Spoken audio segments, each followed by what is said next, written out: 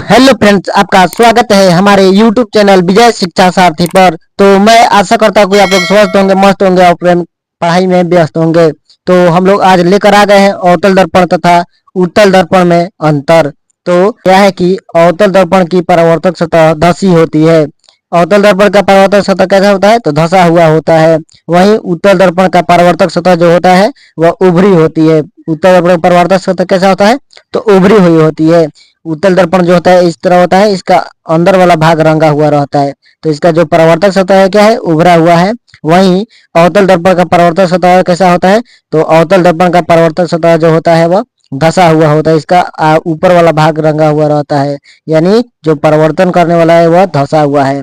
उसके बाद है अवतल दर्पण का फोकस जो होता है वो वास्तविक होता है, यानी उसका फोकस जो बनता है वह अवास्तविक कटानों से बनता है। यहाँ पे करता है, जब प्रकाश किरण आती है तो यहाँ पे मिलता है तो फोकस होता है, यानी अवतल दर्पण का फोकस क्या होता है? वास्तविक होता है।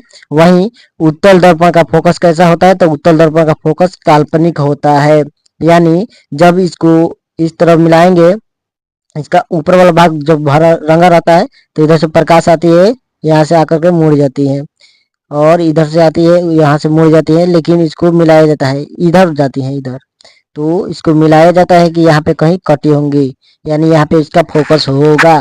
ठीक है, तो इसका फोकस जो होता है वह काल्पनिक होता है, बस इतना याद रखिएगा।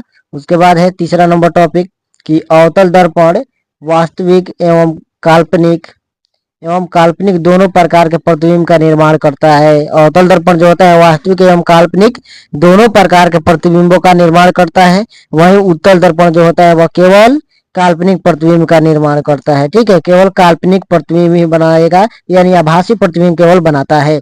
उसके बाद है अगला नंबर टॉपिक कि अवतल दर्पण द्वारा बना प्रतिबिंब वस्तु के आकार से बड़ा, छोटा या बराबर होता है। यानी एक ऐसा सिचुएशन आता है जब इसका छोटा बनता है, इससे बड़ा बनता है और इसके बराबर भी बनता है अवतल दर्पण में प्रतिबिंब। लेकिन उत्तल दर्पण में जो प्रतिबिंब होता है वह हमेशा वस्तु के आकार से छोटा बनता है। वस्तु के आकार से कैसा बनेगा? हमेशा, तो हमेशा छोटा बनता है।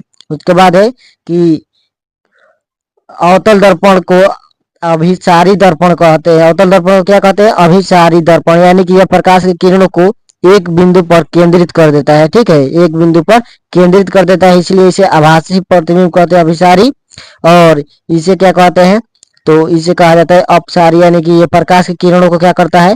तो फैला देता है, यानी इधर से जो प्रकाश आ रही है उसको इधर से फैला देगा, जितना भी आएगा उसको इधर से फैलाने का काम करता है। ठीक है, तो इतना याद रखिएगा और इसे याद करके लिख करके याद कर लीजिएगा। अगर इसको आप लोग को ज्यादा बेटर करना है तो एक तरफ बीच में लाइन खा दीजिएगा और एक तरफ लीजिएगा अवतल और दूसरी तरफ लिख दीजिएगा उत्तल। ठीक है, और इस तरह लिख लीजिएगा एक दूसरे के सामने और जल्दी से याद कर लीजिएगा। इसको रिवाइज करते रहिएगा और वीडियो को लाइक और चैनल को सब्सक्राइब कर दीजिएगा। धन्यवाद।